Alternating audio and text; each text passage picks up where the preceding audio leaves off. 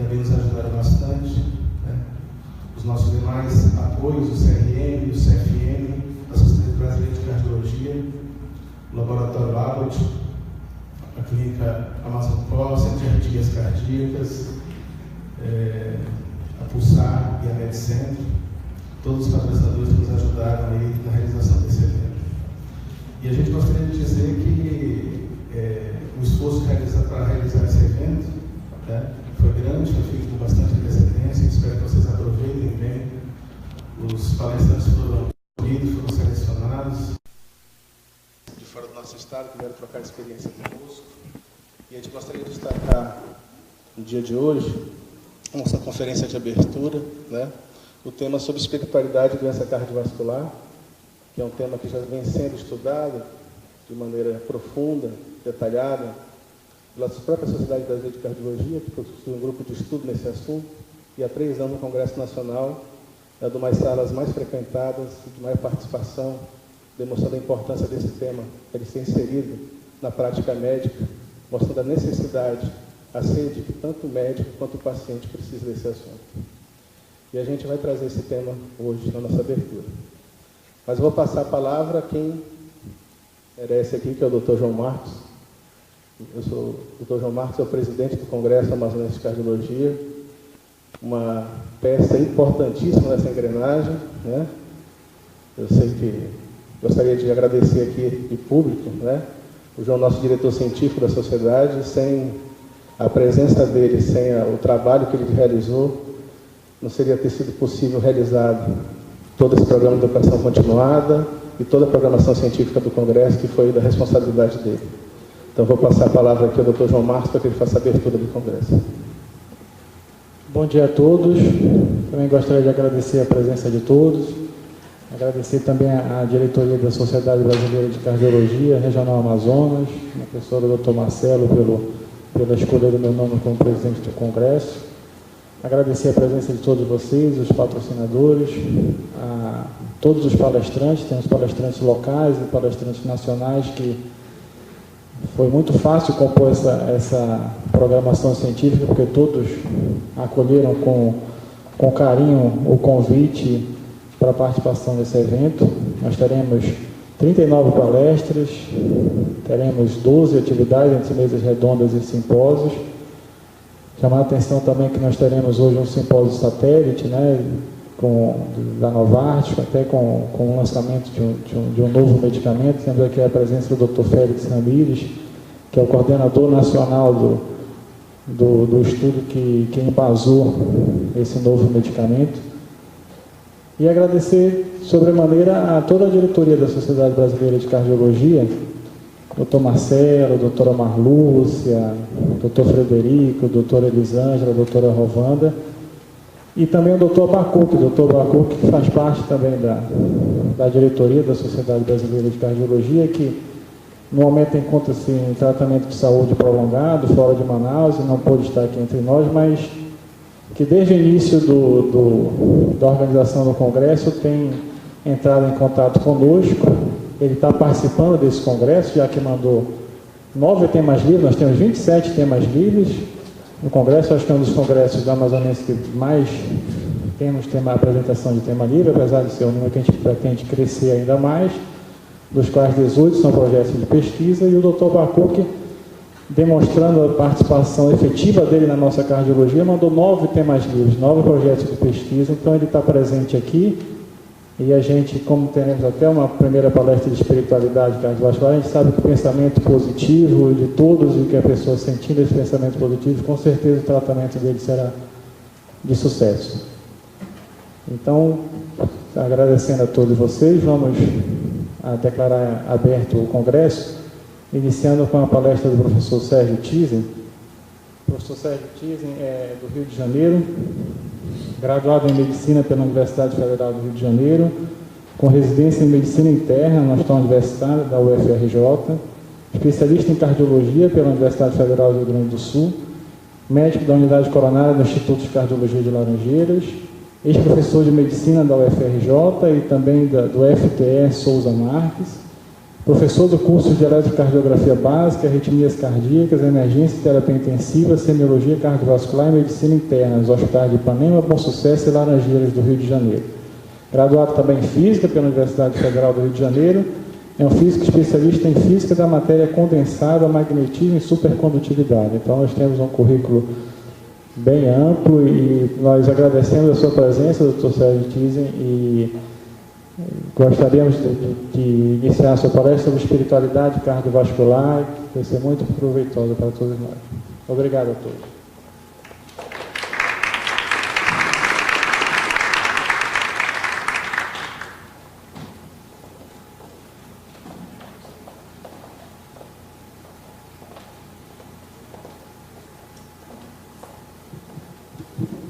Muito bom dia a todos, caros colegas. Queria, antes de tudo, me adaptar ao microfone. Queria agradecer imensamente ao Dr. João, que fez a abertura do nosso congresso aqui no Amazonas. Queria agradecer ao nobre colega que nos fez esse gentil convite para que nós pudéssemos fazer um tema algo diferente daquilo que nós todos estamos como que acostumados no dia a dia. Queria agradecer a presença de todos vocês e vamos ver o que nós conseguimos neste período de trabalho de aproximadamente 1 hora para então abordarmos essa questão. Antes de mais nada, muito agradecido, eu gostaria de lembrar que os colegas médicos, de uma maneira geral, todos eles têm as suas convicções, as suas crenças, alguns até não as possuem. E os pacientes que nós cuidamos no dia a dia também. Muitos deles têm as suas convicções e outros, vamos dizer assim, não têm exatamente a profissão. Por isso mesmo que tudo que nós estamos de uma fronteira, e é uma fronteira relativamente nova, mas apenas relativamente, porque colegas do mundo inteiro têm se debruçado sobre esta temática e muitas vezes nós, mais preocupados com questões mais típicas da cardiologia, da medicina interna, da clínica médica de uma maneira geral, não nos enfronhamos muito, deixamos como que passar ao largo. Mas examinando a literatura, nós vamos encontrar diversos esforços de grupos de trabalho de diversos países do mundo, considerando, como vamos ver, essas questões. Então, é algo prazeroso para nós, é algo que nos tem convidado ao estudo e, de certa maneira, já à prática. E é mais ou menos isto que nós vamos ver. Gostaríamos de lembrar que nós estamos vivendo uma época diferente, porque nós tivemos, a humanidade teve, um grande avanço no sentido das ciências de um modo geral e da ciência médica como um todo.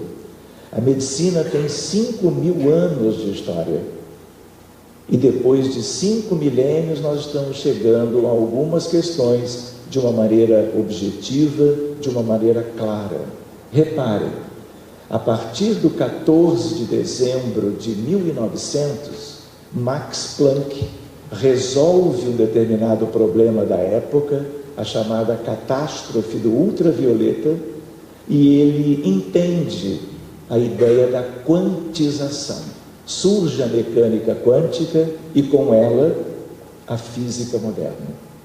Isso tem criado avanços impensáveis e outros bem conhecidos de todos vocês, a ideia de uma física nova que vem como que revolucionando o cenário geral do nosso mundo, incluindo a nossa prática do dia a dia. Mecânica quântica e teoria da relatividade são os aspectos basilares da chamada física moderna. ressonância nuclear magnética, funcional ou não, só existe pelo avanço desta física. Espírito, alma ou consciência fora da matéria. Cada vez mais, pesquisadores de alto nível vêm considerando algo que, para ficarem distantes das ideias religiosas, trabalham com o nome consciência. Mas, na verdade, fazendo analogias com filosofias e religiões, a ideia de consciência fora do cérebro tem a ver com a ideia de muitos que chamam isto de espírito ou alma. Cada vez é mais nítido a ideia de que não somos apenas um corpo somático, biológico, organizado de trilhões e trilhões de células, tecidos, órgãos, aparelhos, sistemas e assim por diante. Outra ideia é a ideia de um paradigma novo, mente e corpo. Quando nós cardiologistas na unidade coronária entendemos de uns anos para cá a importância da depressão, os doentes com infarto do miocárdio, mais depressão, morrem o dobro do que os doentes apenas com infarto do miocárdio sem depressão, portanto. Isso tudo está sendo estudado. Qual é a importância desse estado mental, desta patologia psiquiátrica, que é a depressão, e como isto se relaciona com o coração humano, para justificar resultados claros. E vocês sabem disso. Depressão hoje é fator de risco independente da doença arterial coronariana. Hoje nós temos uma ideia de especialidade médica, psico-neuro-imunoendocrinologia, e nós estamos aprendendo o relacionamento entre as estruturas nossas conhecidas e um pouco mais da importância da letra P, com a ideia do psiquismo, seja lá o que for isto, é questão de nós estudarmos num momento à parte. Entrelaçamento quântico, fenômeno EPR, bem da física isso, mas isso está chegando na medicina. Pensamento como radiação eletromagnética, ou, em vez da física clássica para descrevê-lo, uma fenomenologia chamada não local, típica da mecânica quântica. E existem experimentos extraordinários para um dia nós podermos estudar com uma determinada profundidade. Metilação do DNA, modificações das estonas e os code, RNA não code, são marcadores da epigenética. Epigenética é uma ciência junto da medicina, biologia, e que tem cada vez mais importância para os médicos de um modo geral. Querem ver outra coisa curiosa? Nós lidamos, por uma questão mais particular, com crianças autistas, que são cada vez em maior número. Há 15 anos atrás era uma criança para 20 mil crianças nascidas. Hoje, uma para 68. E já revisto na semana passada, 1 para 58. Então é um crescimento exponencial. E nós estamos pesquisando isso. E o cérebro da criança autista, o cérebro da pessoa com depressão é inflamado. E nós estamos pesquisando a relação entre a inflamação do cérebro do deprimido da criança autista e, ao mesmo tempo, o que isso tem a ver com o processo inflamatório na doença arterial coronariana. São fronteiras novas que vocês já têm noções ou estudam, mas é algo que vai nos ocupando cada vez mais. A ideia, portanto, crianças autistas no consultório, nós inventariamos a condição dos pais, buscando o diagnóstico precoce de doença coronária em todos os pais de crianças autistas, projetando a coisa um pouquinho mais para o futuro. Guardem essa ideia, epigenoma, epigenética, e isto tem o seu espaço também para as doenças cardiovasculares. Muito bem, agora em maio do ano passado, nós estávamos no Rio de Janeiro, na reunião da SOCERJ, o Congresso da Sociedade do Estado, e nos coube, numa determinada ocasião, além de outras, repercussões fisiológicas determinadas pela religiosidade e espiritualidade. Então vejam, isto está, como o Marcelo nos adiantou, cada vez mais fazendo parte dos estudos da cardiologia de um modo geral. Esta foi uma mesa redonda sobre religiosidade e espiritualidade e a prática clínica das doenças cardiovasculares. E naquela altura nós trabalhamos algumas ideias que eu vou recapitular rapidamente. Efeitos na saúde física e mental dela, religiosidade, espiritualidade, porque aqui ainda estamos falando de algo que diz respeito aos dois aspectos. Vejam lá, 30 anos de estudos, empíricos e não empíricos, com uma melhor metodologia, outras nem tanto. A ideia, por exemplo, do ponto de vista fisiológico, como que o SNC, sistema endócrino, imunológico e cardiovascular, reagem às modificações, hábitos, tendências, culturas no âmbito da religiosidade e da espiritualidade.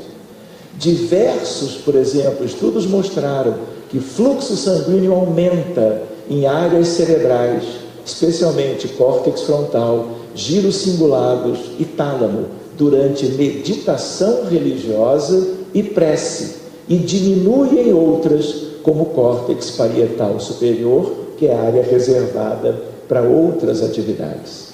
Então nós vamos pesquisando e vendo o que os colegas têm buscado. E do ponto de vista das práticas de religiosidade e espiritualidade, algumas nós estamos colocando com mais ênfase: a meditação. A meditação é uma forma de espiritualidade distante das questões de crença. Então ela tem um valor muito grande, como algo isolado dos vínculos naturais do ser humano com as mais diversas religiões do planeta.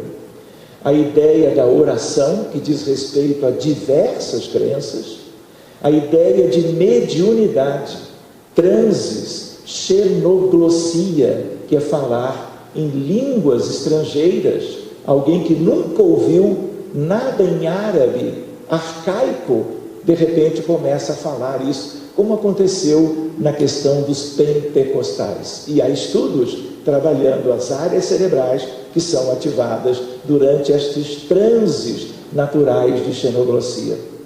Experiências induzidas por drogas. Os próprios colegas, utilizando determinadas substâncias, como o ácido lisérgico, por exemplo, e sendo analisados do ponto de vista do que se altera a nível, por exemplo, do sistema nervoso central. Correlações neurobiológicas de práticas espirituais. E quando a gente busca as questões, são sempre aspectos de imagem, seja através de ressonância funcional, SPECT ou PET.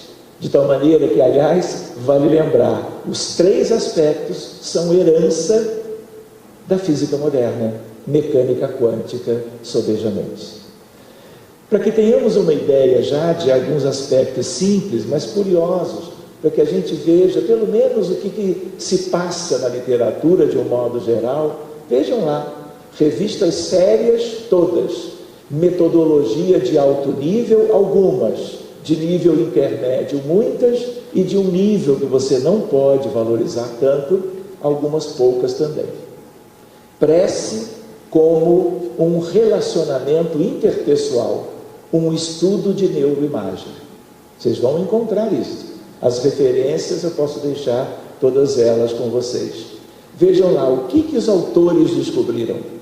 Prece como um relacionamento interpessoal com Deus, por ressonância. Então, pessoas participantes de um tal de cristianismo moderno, como se fosse um cristianismo atual, como pentecostais, carismáticos, não consegui traduzir, spirit-filled, como se fossem cheios de um Espírito ou Espírito Santo. A ideia qual é? Presença de Deus forte e imediata durante preces espontâneas ou de improviso.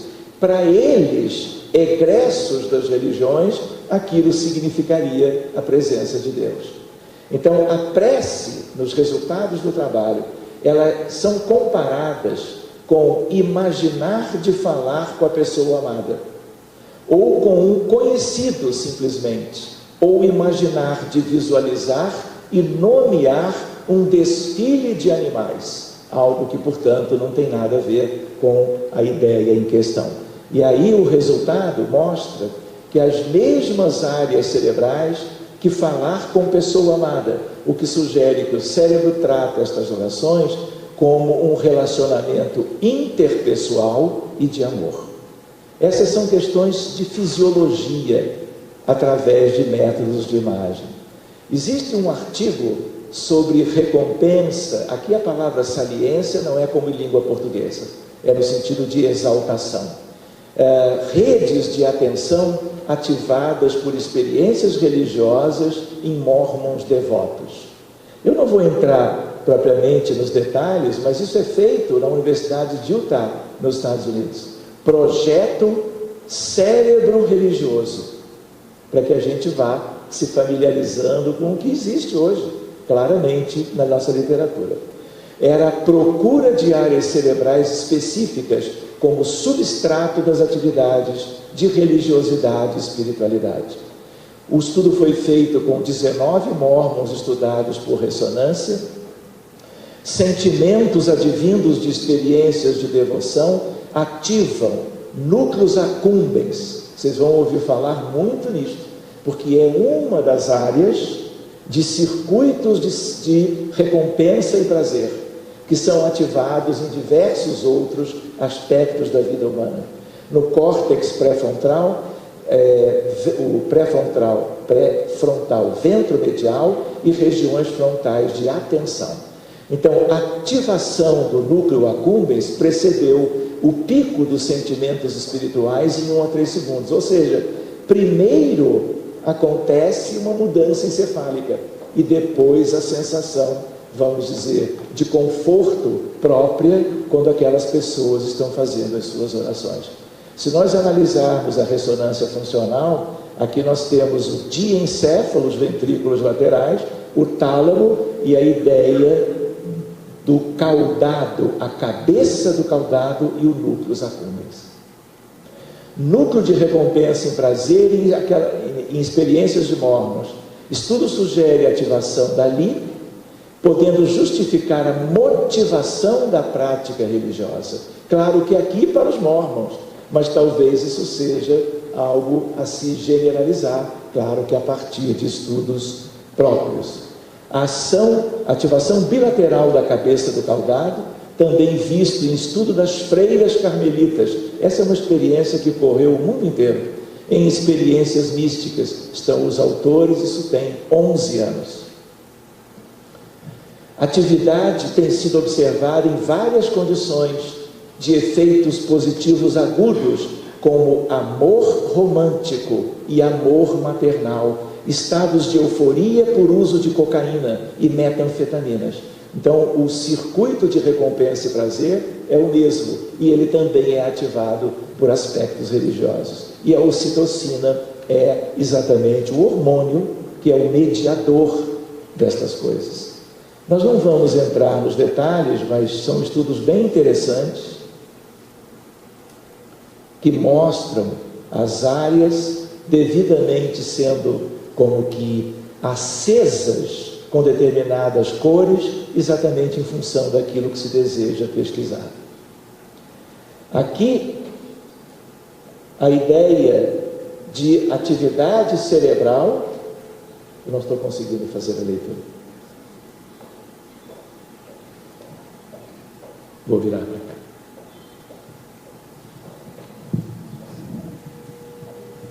Atividade cerebral em pessoas que viveram experiências de quase morte. Qual é a ideia aqui? Experiências de quase morte são experiências como que, a partir de pacientes que estavam em campo cirúrgico, indução anestésica, parada cardíaca, interrupção propriamente da cirurgia, reanimação cardiorrespiratória, e muitos desses doentes sobreviveram. As cirurgias até, ou de imediato ou algum tempo depois, elas foram retomadas.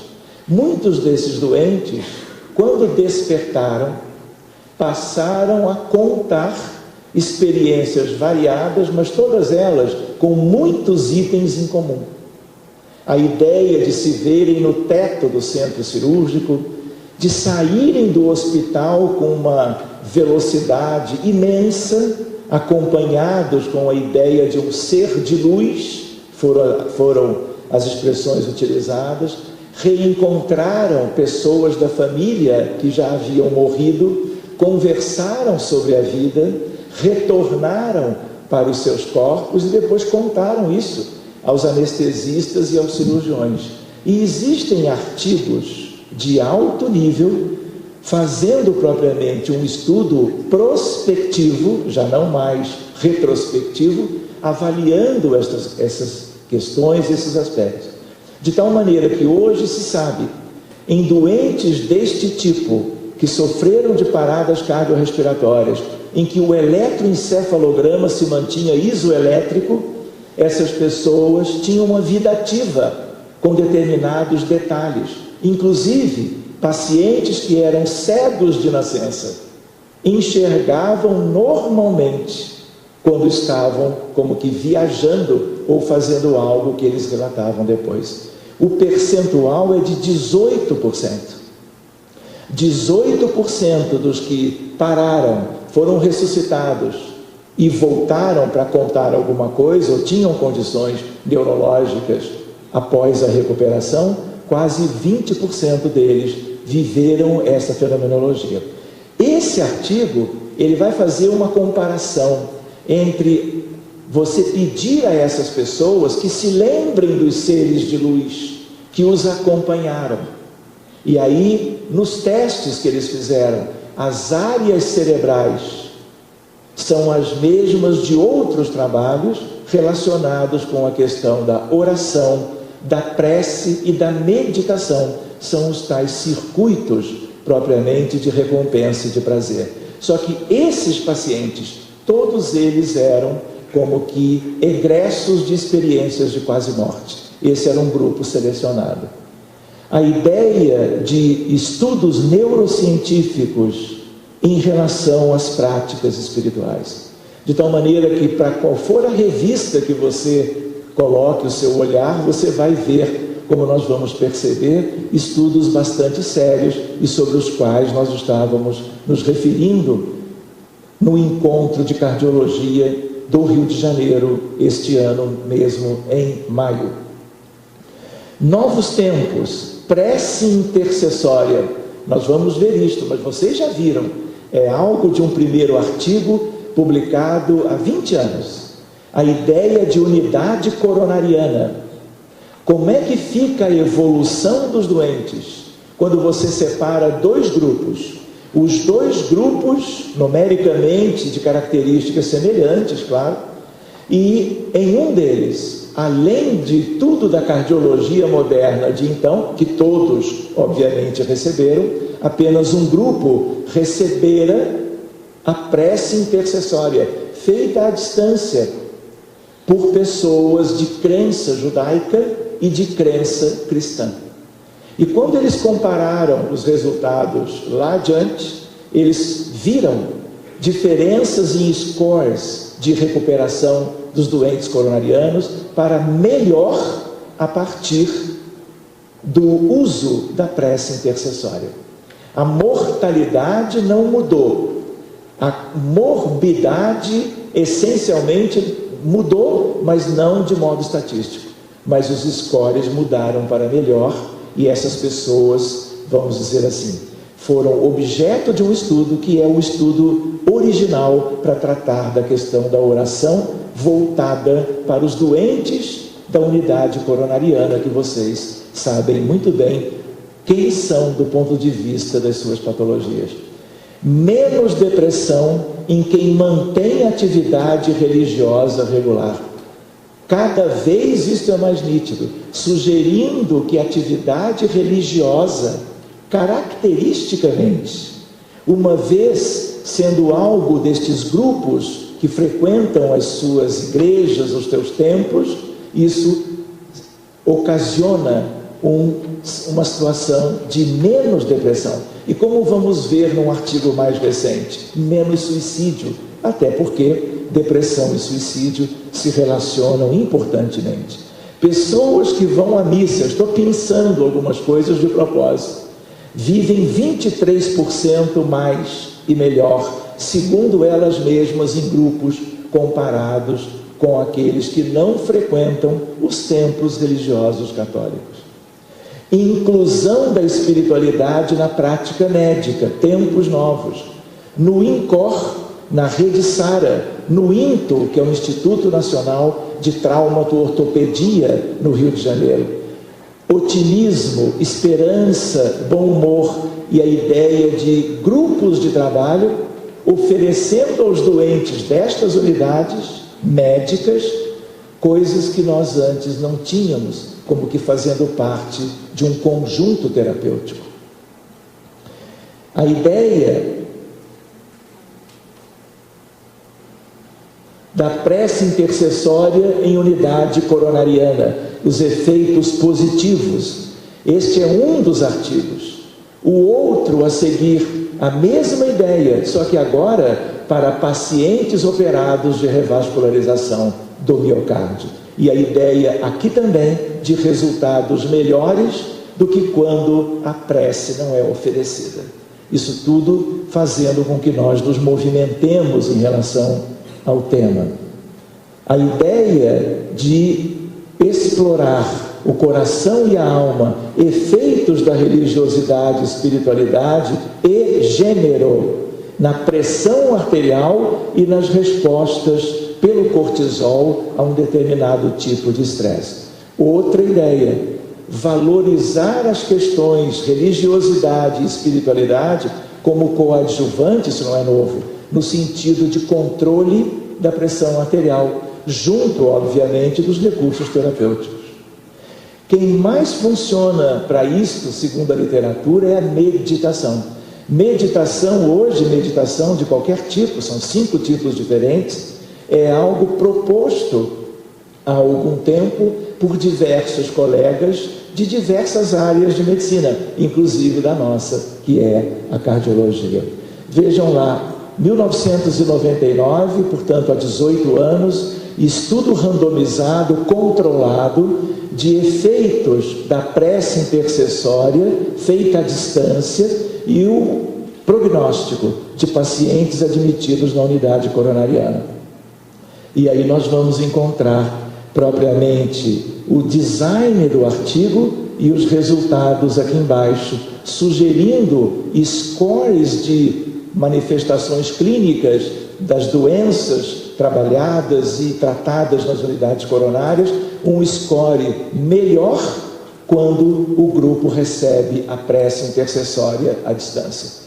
Então reparem, aqui só o que nós escolhemos para colocar na exposição, nós vamos ver pelo menos 4 artigos mostrando as pesquisas que estão sendo feitas nessa área. 90% das atividades, no caso das universidades americanas, tem espiritualidade na grade curricular.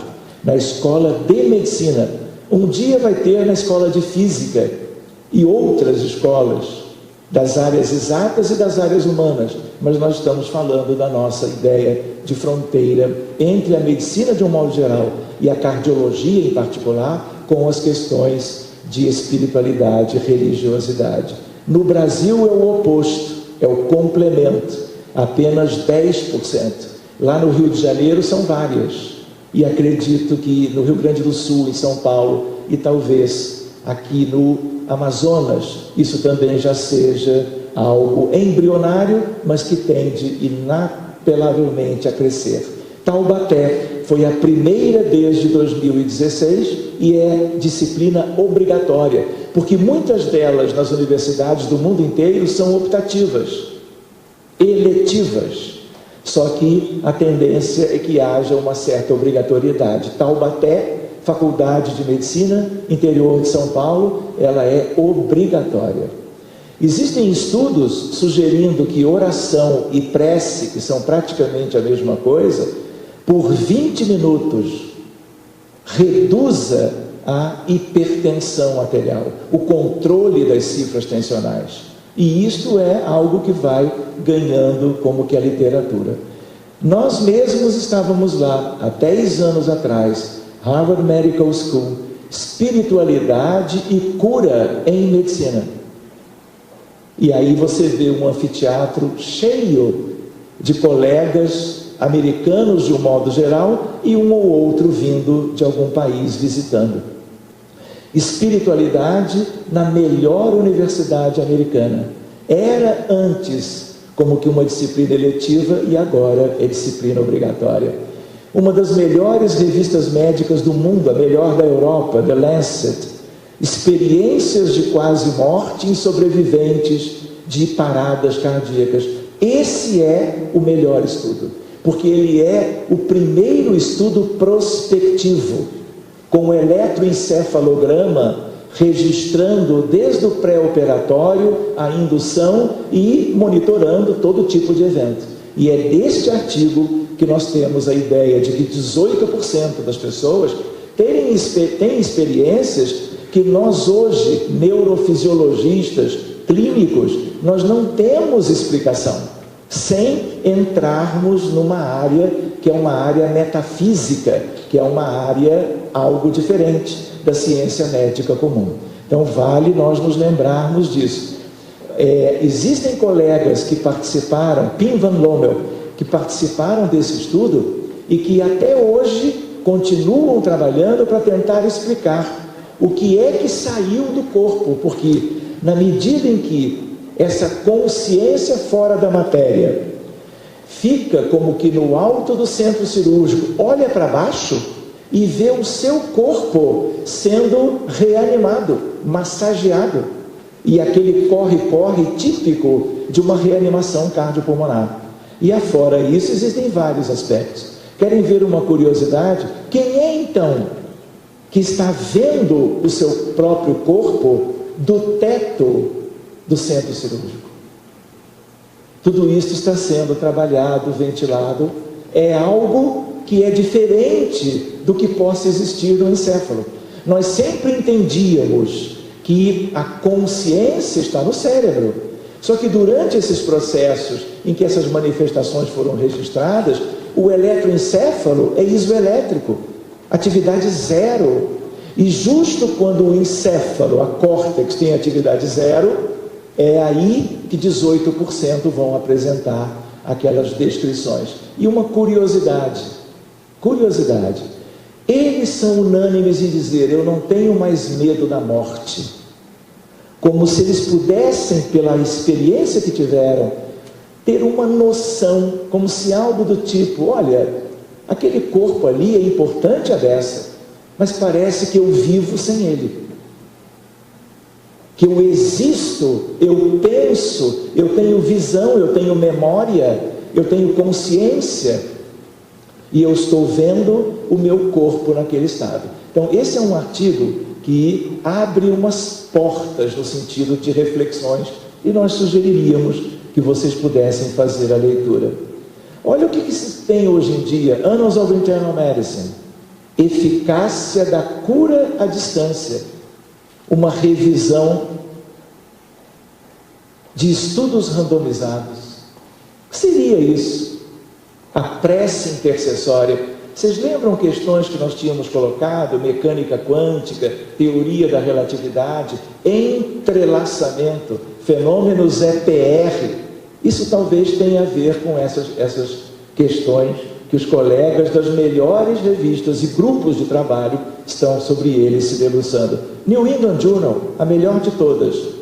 Olha lá, Deus à beira do leito, e toda uma reflexão do editorialista a respeito de atividades religiosas em medicina. Devem os médicos prescrever atividades religiosas? E esse artigo já tem mais de uma década. The Lancet, de novo, religião, espiritualidade e medicina. Vale a pena a leitura.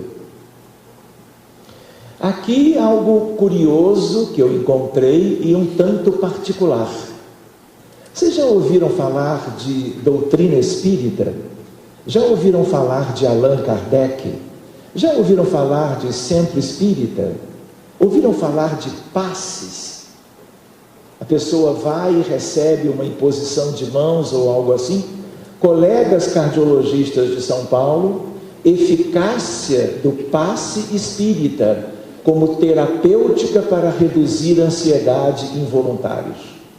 Ou seja, aquilo que antes, há muito tempo, era tão somente uma prática, religiosidade, espiritualidade de determinados grupos, por aí afora, vem sendo objeto de pesquisa para se ver, afinal, o que é isso tudo? O que como médicos isso pode nos interessar? O que isso pode trazer de benefício para a prática clínica diária, do ponto de vista médico de um modo geral e na cardiologia em especial? Existem estudos, eu não sei se eu vou ter tempo de abordar, que mostram claramente a ideia de uma evolução melhor de pacientes com insuficiência cardíaca que receberam a oração além da medicação e dos aspectos da cardiologia convencional. Então isso é uma diferença, e agora com resultados estatisticamente significativos. Nós tínhamos visto, lembram? O primeiro artigo lá atrás, falando da relação mente-corpo, depressão e doença arterial coronariana. E nós estamos estudando hoje inflamação cerebral dos doentes com depressão. E se essa inflamação também tem com aspectos inflamatórios de arteríolas coronarianas, para que nós, inclusive, entendamos esta ponte que se criou, que se constatou, na verdade, entre uma patologia mental, a maior epidemia mundial em psiquiatria, que é a depressão, junto de outra epidemia universal, que é a doença arterial coronariana. O que elas têm em comum e o que nós precisamos saber de fisiopatologia e etiopatogenia e, ao mesmo tempo, levar isso para buscar questões válidas do ponto de vista terapêutico. Por quê? Porque depressão ainda tem a questão do suicídio, é doença grave. E doença arterial coronariana, vocês sabem, é a doença que mais mata no planeta. Muito bem, eu vou fazer um ligeiro apanhado, mas sem entrar em detalhes, até porque eu gostaria de que nós tivéssemos algum tempo para trocar ideias e podermos ver as observações de vocês. Do ponto de vista de espiritualidade, porque está no título do nosso momento agora, espiritualidade e doença cardiovascular, como estado mental e emocional que norteia nossos pensamentos, atitudes, ações e reações nas circunstâncias da vida de relacionamento intra e interpessoal. Existem outras definições, mas elas são análogas. Não vamos entrar nisso. Vocês conhecem, e se não conhecem, é bem fácil de obter as definições. Questões de valores morais e espirituais em filosofias, religiões, doutrinas e movimentos. O que há no mundo está aqui, é aquilo lá. O cristianismo, que é uma das religiões monoteístas, das poucas, o judaísmo, o islamismo com os seus pilares, o budismo, seja ele tibetano ou não, o hinduísmo, são as grandes religiões que nós temos. E existem pessoas doentes que professam todas essas expressões.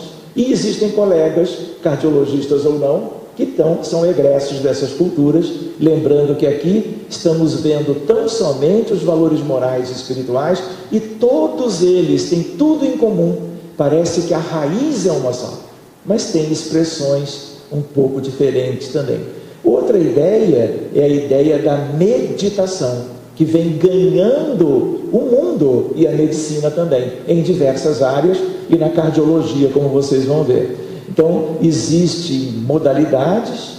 A psicologia positiva é pouco falada, mas é algo interessante também, e que tem a ver com os valores do ser humano, que também estão nas diversas religiões.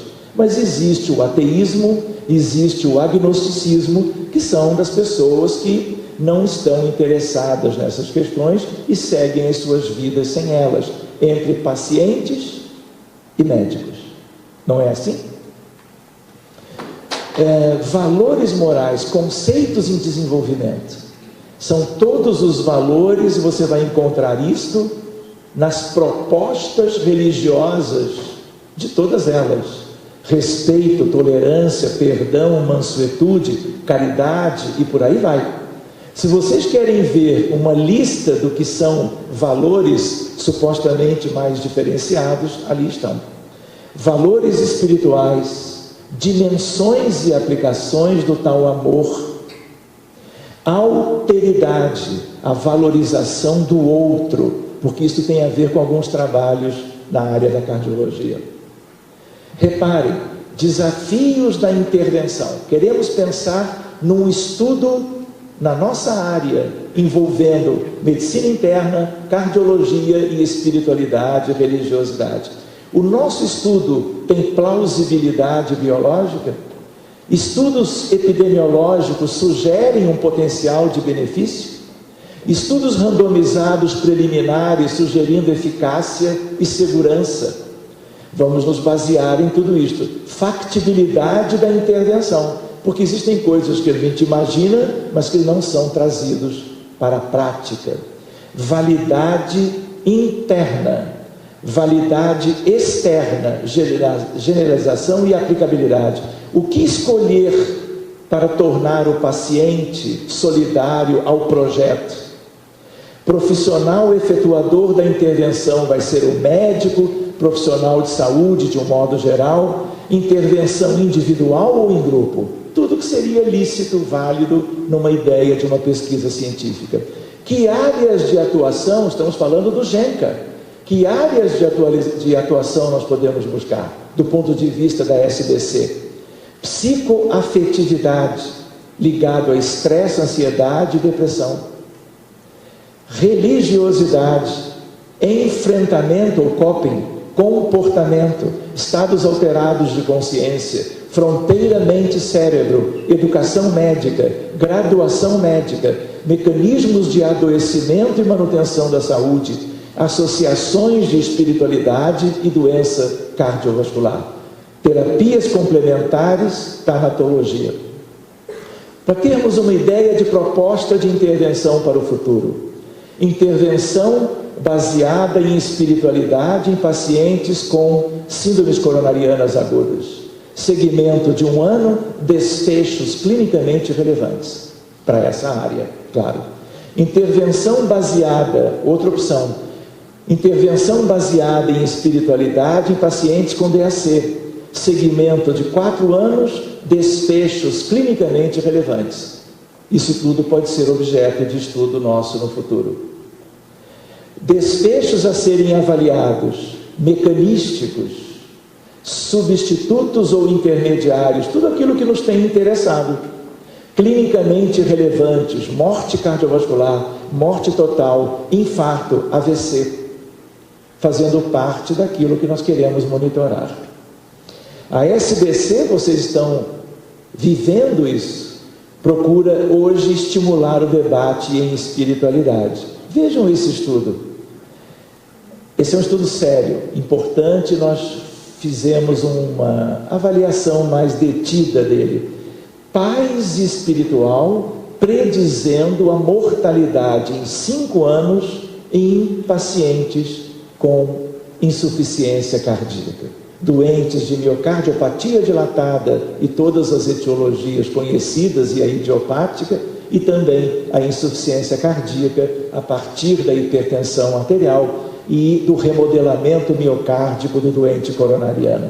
Aqui o grupo de trabalho. E para nós não ficarmos utilizando o tempo que nós gostaríamos para que pudéssemos conversar, a ideia do design do trabalho, irretocável, Eu vou passar mais rapidamente, todos eles com fração de ejeção de menos de 45%. Falar e ler inglês, por causa dos questionários, o trabalho foi feito nos Estados Unidos.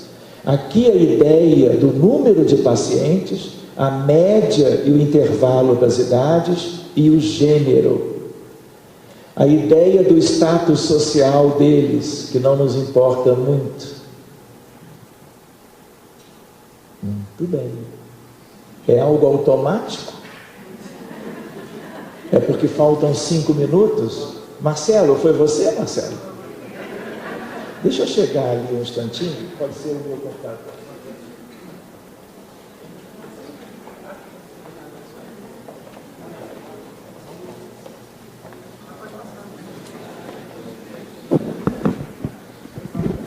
Bom, você está acompanhando o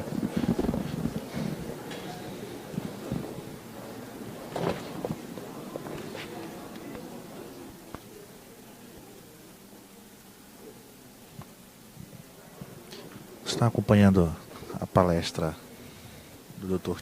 Tilsen, que fala sobre a espiritualidade e doenças cardiovasculares. Houve um pequeno probleminha aqui no Data Show, mas já retornou. O doutor está voltando agora ao microfone para continuar a sua palestra.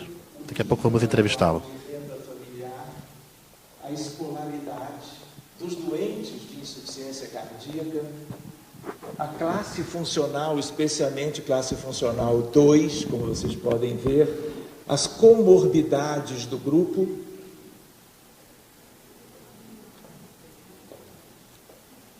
você pode repetir aquele step,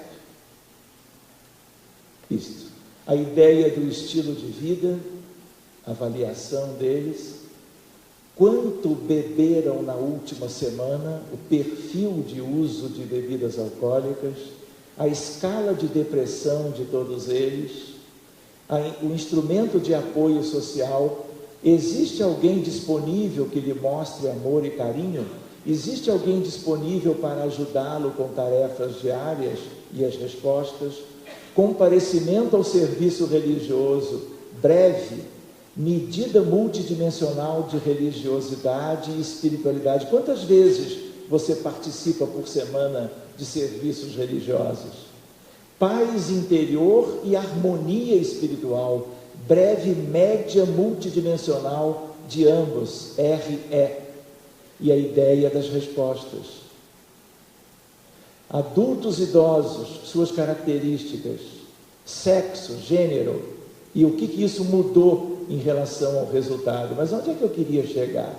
Não apenas a questão de estado civil e as suas diferenças pequenas, sexo e estado civil, nós não vamos ver esse detalhe agora.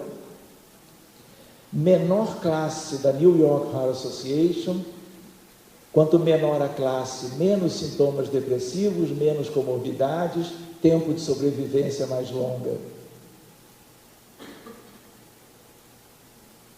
A diferença entre, esse é o ponto alto do trabalho, entre frequência às igrejas e templos e a sensação de paz, independentemente da frequência aos serviços religiosos de suas escolhas. Frequência religiosa, meus amigos, não se relaciona à sobrevida. Frequência religiosa não relacionada a morbidade e mortalidade. Espiritualidade, sim, menor risco de mortalidade. E essa diferença entre ir ao templo e a outra questão que não depende de templo é a busca, seja pela meditação, pela prece, ou como a pessoa entender, de paz, de espírito, de paz interior no seu dia a dia. Muito bem, menor risco de mortalidade pela espiritualidade ou paz interior. Claro, pesquisas futuras vão sendo feitas no mesmo sentido, para que nós tenhamos elementos mais claros. Olha o tipo de artigo. Associação entre espiritualidade e adesão ao tratamento de pacientes ambulatoriais com insuficiência cardíaca. Quanto mais crença, quanto mais vivência religiosa, mais adesão. Então, nós vamos perguntar para o nosso paciente ambulatorial ou o nosso paciente internado a respeito das suas características no sentido de fé, do que ele tem feito. Isso pode ser útil no sentido, pelo menos, dele ser mais adeso ao tratamento. Algumas características, os resultados. Quando a espiritualidade foi avaliada por ambos, os domínios específicos estava positivamente relacionada à adesão. É isso que nós precisamos guardar. Conclusão: esses dados sugerem abordar adequadamente esses aspectos no cuidado com o paciente. Pode auxiliar a melhorar o padrão de adesão, e é verdade, no complexo tratamento da insuficiência cardíaca. Se vocês quiserem um texto para uma leitura especializada, é o livro deste colega americano, que vai falar de que religiosidade, em síntese, e espiritualidade, menor consumo de tabaco, menor consumo de álcool, aumento de atividade física, melhor interatividade com o ambiente, maior longevidade em 46 de 63 estudos, maior bem-estar, menor estresse psicossocial, taxas de depressão e recuperação mais rápida da depressão, menor comportamento de aversão diante do estresse. E aí vocês têm eventuais referências do Newman, que é o autor de diversos livros, artigos e também de palestras que estão à disposição. O padrão dos resultados favoreceu associações positivas entre variáveis religiosas e pressão arterial em quase todas as análises, exceto para assistir a canais de TV religiosos. Cuidado! Em que as associações foram reversas. E isso está na televisão, na internet, à disposição das pessoas de todas as crenças. Quanto mais o uso da televisão foi feito para isto, o resultado foi o oposto. Fica uma ideia para se buscar os porquês depois. De tal maneira, vejam algo que não tem muito a ver com o nosso tema, mas vejam. Assistir televisão e o risco de mortalidade de embolia pulmonar entre japoneses, homens e mulheres. Resultado final: quanto mais se assiste demoradamente, por horas prolongadas, a televisão, maior a mortalidade. Qual é a causa? Embolia pulmonar. Assistir TV por muitas horas é hoje fator de risco para embolia pulmonar. Conclusão: assistir TV, fator de risco para mortalidade por embolia pulmonar. Querem ver? Esse é um outro artigo. Esse foi feito na Austrália. É um estudo mais bem feito. Assistir televisão, tempo de televisão e mortalidade. O resultado é igual. E aí os detalhes nós não vamos ter tempo para buscar isso agora. Mas a ideia é a mesma.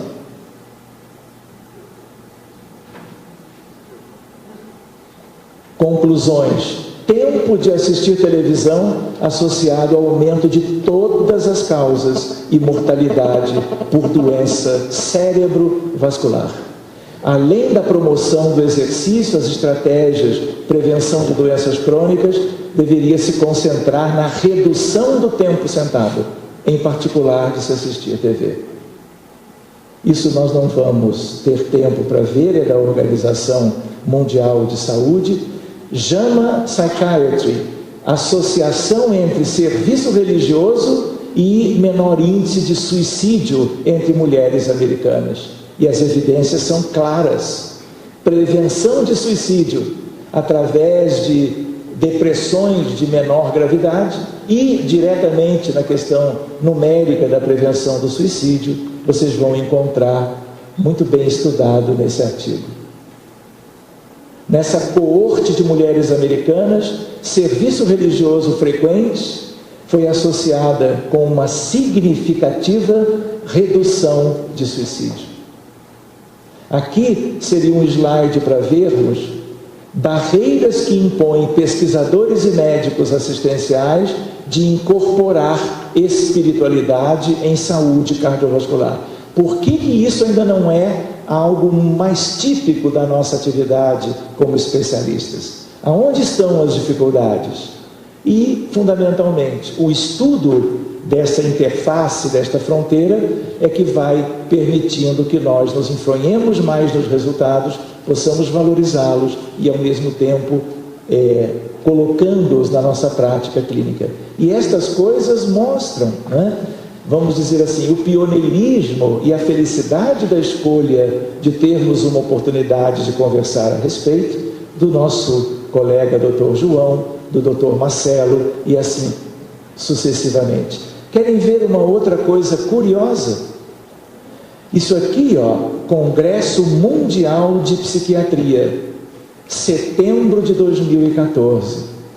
Estávamos lá falando a respeito de abordagem espiritual das doenças mentais. Para 4.500 colegas da psiquiatria, psicanálise, psicologia e atividades de consultórios de psicologia. E muito bem aceito por um severo comitê científico para poder permitir que certas coisas chegassem ao mais alto fórum da psiquiatria mundial, que é o Congresso Mundial, que vai ter agora outro em outubro. Religiosidade ou religião e intervenções espirituais em cuidados de doença mental, estudos randomizados. Todos eles tratando de coisas análogas. Prece.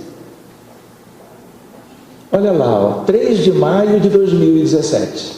Primeiro simpósio Genca Socerge de espiritualidade na prática cardiovascular. Diversos colegas de Porto Alegre, de São Paulo e do próprio Rio de Janeiro, cada um falando um pouquinho a respeito dessa nova fronteira. Estudos de neuroimagem em estados de transe. O que é dissociação do transe espiritual? Seja na xenoglossia, seja nos pentecostais e aquelas coisas que nós tínhamos visto antes. Saúde e espiritualidade, as melhores revistas. E por aí afora. Eu vou deixando essas questões para uma outra oportunidade. Essa sequência seria só sobre meditação, mas eu vou deixar para valorizar mais outras questões que vocês próprios possam trazer também. Meus amigos, por enquanto, muito obrigado. A nossa hora de trabalho foi, e nós pudemos então apenas chamar a atenção para alguns aspectos, para que vocês possam se sentir mais motivados no estudo dessas questões que antes, ou até há bem pouco tempo atrás, não nos ocupavam. Muito obrigado a vocês todos, estamos à disposição para uma conversa, se houver chance. Muito obrigado.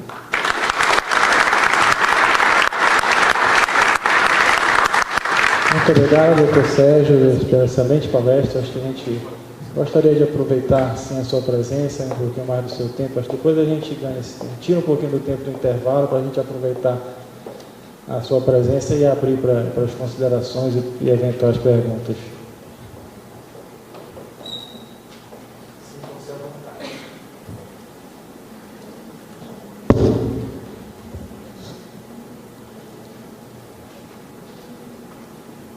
Acho que ficou claro que vamos dizer assim, algo novo. Nós estamos muito mais acostumados a uma infinidade de outras coisas, né? Mas quanto mais nós nos debruçamos sobre esse tipo de estudo, de literatura, mais nós ficamos motivados para mais e mais estudos e já passando a considerar como que nós podemos trazer, eu diria ainda coisas relativamente preliminares, mas para a prática clínica diária, no ambulatório, no serviço público, no hospital público, no hospital privado, no nosso consultório, e também, além disto, como que nós podemos imaginar pesquisas sérias nessa área. porque delas dependerá o nosso futuro. Vocês já imaginaram a mudança de foco, a mudança de paradigma, de um paradigma que nos acompanha a história humana, que é uma espécie de paradigma materialista, e a ideia de um paradigma espiritualista? O quanto nós perdemos em 5.000 anos, desde Imhotep no Egito, pai da medicina, Hipócrates na Grécia, Galeno e Avicena em Roma, são 5.000 anos, e nós nunca usamos, pelo menos nos tempos atuais, em que nós estamos aqui funcionando e trabalhando, estas coisas. E elas estão como que surgindo da literatura e do empenho de colegas que são iguais a nós, só que mais motivados ou motivados na frente para essas coisas. Sabe lá se nós já não perdemos 5.000 anos? Muitos já estiveram trabalhando com isto nos seus próprios pequenos universos, mas a ideia agora é uma ideia de universalização. Assim como nós discutimos todas as medicações, todos os grupos farmacológicos para as mais variadas doenças cardiovasculares, fora as questões de uma cardiologia intervencionista, de desfibriladores implantáveis, etc., né? O que mais nós temos que fazer? Vocês já imaginaram quando aquele artigo do New England, Deus à beira do leito? Se não Deus, o colega médico, a enfermeira, como é que nós vamos lidar com o paciente sobre estas coisas? Por que não lidarmos? Por que muitas vezes mantermos um certo distanciamento numa relação médico-paciente, às vezes, que nem é de tão boa qualidade? Isto vai mudar a relação médico-paciente, aprofundando o vínculo no sentido de beneficiarmos cada vez melhor o nosso doente.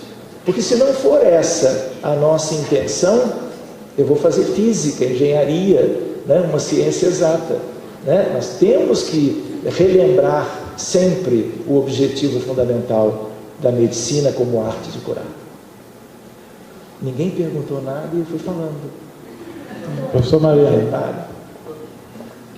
Não, só para dizer que esse conhecimento que está passando, nós já temos vários aqui, e nós temos um programa, nós estamos muito intenso para pacientes cardiopatas, que é o Clube do Coração.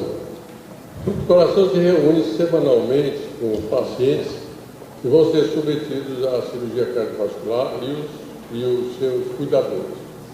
E a gente tem levado esse recado do valor da espiritualidade, da religiosidade, da fé,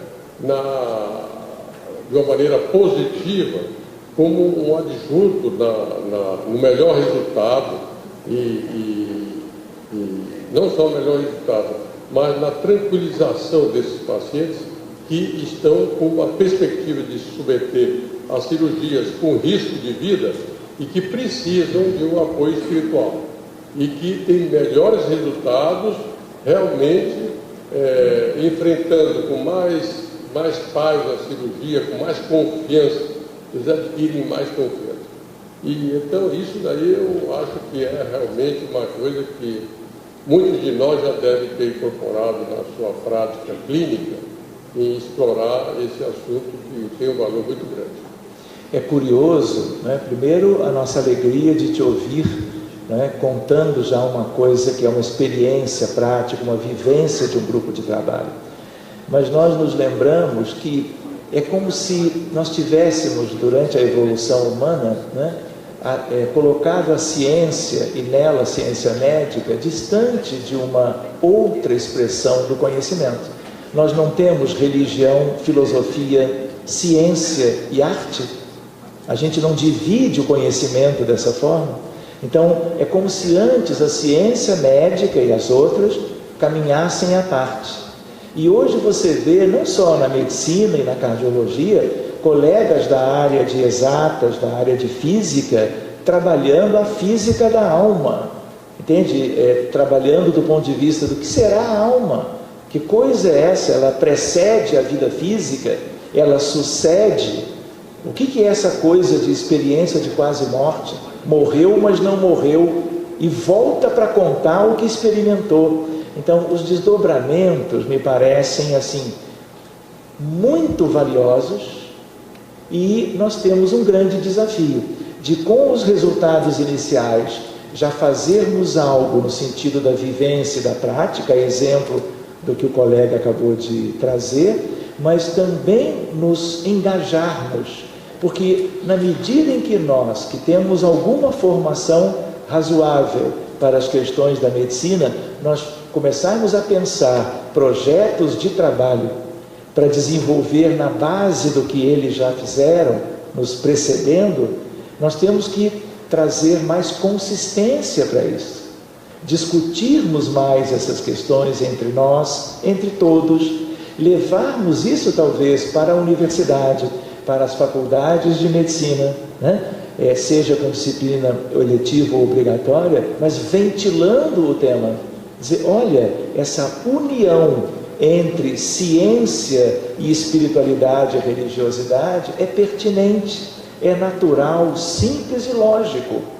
Aquilo que viveu e que se encaminhou de maneira diversa e separada, nós estamos vendo uma nítida como que reaproximação. Quem que vai ganhar com isso? Todos nós. Bom, gente, infelizmente o tempo é curto, né? Muito obrigado. Eu achei que era até meio-dia. Mas acho que a gente agradece a sua presença, acho que foi fundamental na nossa abertura do Congresso e muito interessante. Muito obrigado. Eu que agradeço a vocês todos. Muito obrigado.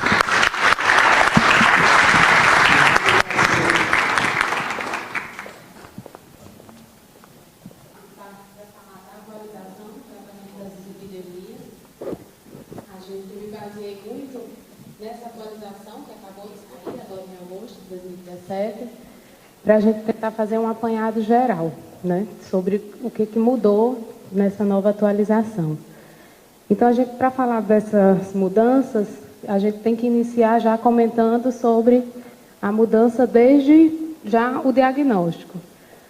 Onde a gente vai falar na avaliação laboratorial, nessa fase pré-analítica, sempre está lembrando da questão do torniquete, que a gente tem que lembrar que esse torniquete demorado pode alterar de 5% até 10% no valor do colesterol total, então vai ser sempre importante a gente lembrar o paciente para ele ter cuidado, principalmente naqueles casos que são mais limítrofes, né? Que a gente pode ficar na dúvida sobre terapia ou não.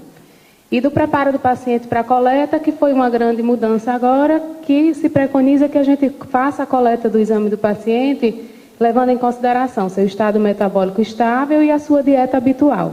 Então, como a gente sabe, é raro ficar de jejum 12 horas, apesar de agora estar na moda a questão do jejum, aquela dieta que fica em jejum intermitente, isso.